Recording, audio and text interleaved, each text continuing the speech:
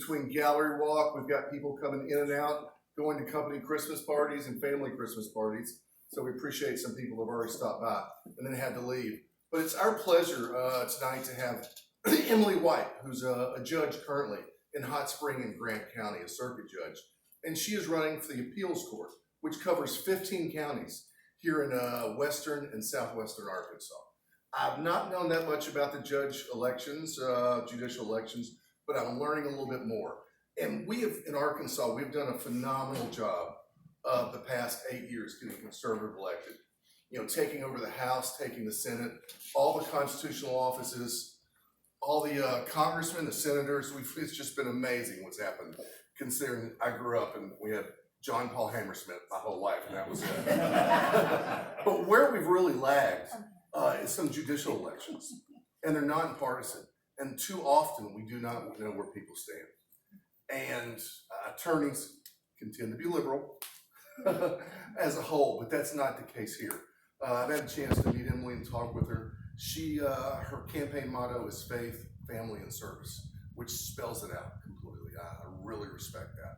She is a big supporter of the Second Amendment, stands with that. She believes in a strict interpretation of the Constitution, not it's a document that needs to be interpreted every year, every 2 years. So it's really my pleasure to bring her up. She is a graduate of Henderson State in the Bowen School of Law. And like I said, she's currently a circuit judge in Hot Spring and Grant County.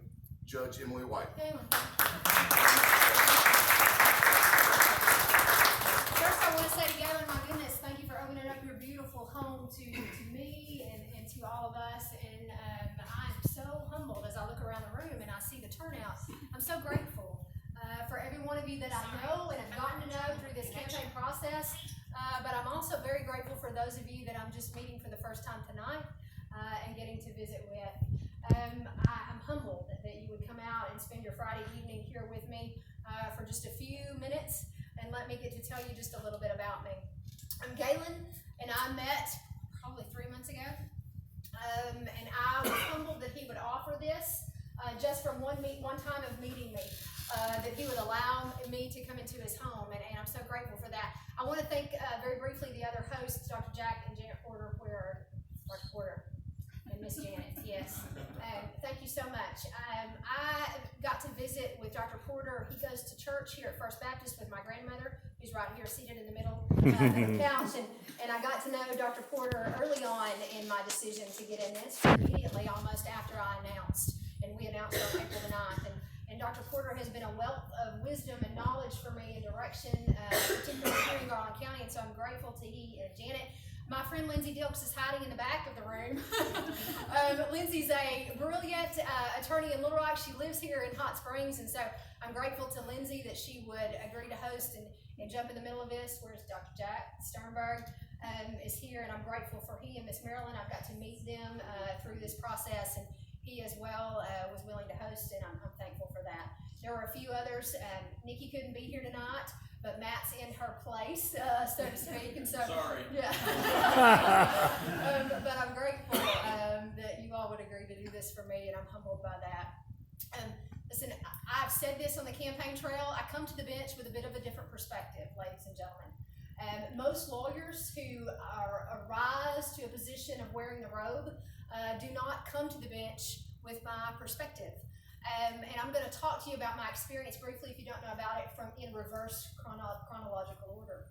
I am currently a full-time judge right now in Hot Spring and Grant counties. I've served as a special associate justice on the Arkansas Supreme Court, but for 5 years before I was appointed by our governor to be a judge, I prosecuted state court judges who committed ethical misconduct.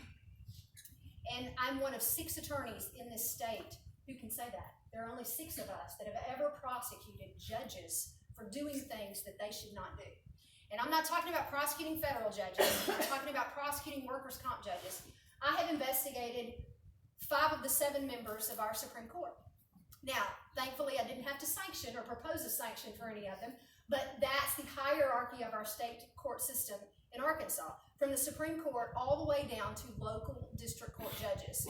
For the 5 years before I became a judge, I worked for Arkansas Judicial Discipline and Disability Commission. It's a very small state agency. that's charged with the obligation and responsibility of overseeing ethical misconduct of judges. Now, I was the deputy director, and that's a very long title, really, deputy executive director, for a very practical term. That just means that I was the prosecuting attorney who prosecuted judges.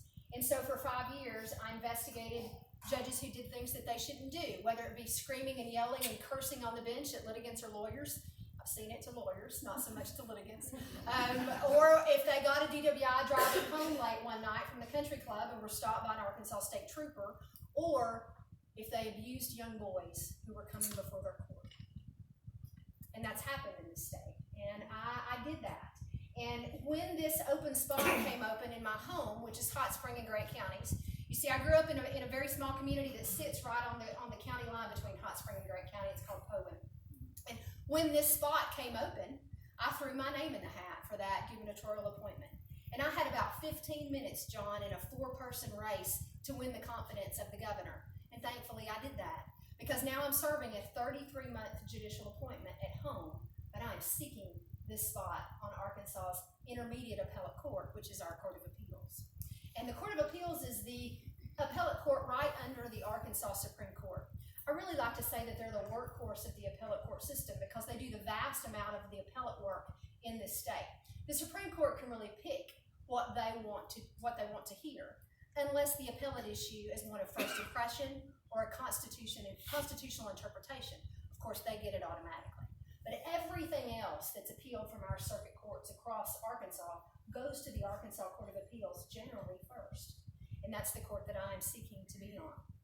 Prior to working at Judicial Discipline, I was in private practice. I traveled all over the state handling civil litigation, multi-million-dollar civil litigation, and I worked for one law firm for that 8 years in Little Rock, and I loved it.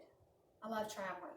At that point in time, however, my firm had offices in Springfield, Missouri, Austin, Texas, Little Rock, Arkansas, and Memphis, Tennessee. And I was one of the 2 managing attorneys at that firm, and so that meant that I was traveling into other states to practice law. I loved that, Kevin. I was specially admitted into 6 other states during that 8 years that I worked for that firm. But I was away from my husband, who I've been married to for 17 years, and our 2 girls, who are 16 and 10. And so I made a decision to leave that private practice, and that's when I joined Judicial Discipline, so that I could stay within the confines of our beautiful state. But the 8 years before I was in private practice, I was a prosecuting attorney. You see, when I graduated law school in 2001, all I ever wanted to do was be a criminal prosecutor. And I got to know Larry Jegley while I was in law school at Bowen. And Larry Jegley gave me my first job as a Pulaski and Perry County prosecuting attorney. I was assigned when I first got my law license, and they turned me loose after about 5 days to Sherwood District Court. And so I was trying DWIs and domestic batteries and assaults and traffic tickets and things like that in Sherwood. And I was a district court prosecutor for about 8 months. But after that, I was very quickly elevated to circuit court in Pulaski. And so I began to try general crimes, sexual assaults, and homicides for the Pulaski County Prosecuting Attorney's Office. And there's no better way to get legal experience than to be a prosecutor or a public defender, really, in my opinion, because you're thrown to the wolves. And you either sink or swim, and my granny knows that, yeah. And my husband knows that. You either sink or swim. But that is experience, trial experience that I wouldn't trade for anything, because it was that experience working in Pulaski County, trying those homicides and those brutal rapes that occurred on the streets of Little Rock, that prepared me to go to Gary Green's office and work for him for 8 years and manage those multi-million-dollar cases, which prepared me to take that criminal experience and that civil experience and go to JDDC and work up an entire case file that I could give to the Office of Public Integrity from Washington, D.C., and they could come down here and indict Joseph Bachman from Wynn, who had been sexually assaulting all those young men who was coming before his court, and send him to the federal penitentiary. Because, you see, the JDDC is not a law enforcement agency. It's a very small state agency. But you really investigate a lot like a criminal case, but they operate under the rules of civil procedure, so it was a hybrid of both. And thankfully, my experience as a criminal prosecutor and my work as a civil attorney prepared me to be able to do all of that. And you all may be wondering, well, why does that matter? Emily, why are you telling me all of that? Because, ladies and gentlemen, on the Arkansas Court of Appeals, that court hears every type of case that comes out of our circuit court. They hear workers' compensation appeals, they hear medical malpractice appeals, they hear rape case appeals, they hear murder appeals. They could hear a divorce case appeal, and I took a few nasty divorces while I was in private practice. I learned very quickly, Bruce, that they were worse than any criminal case I ever tried. Yeah, I didn't do many of them. I can probably count on one hand the number of domestic relations cases I took.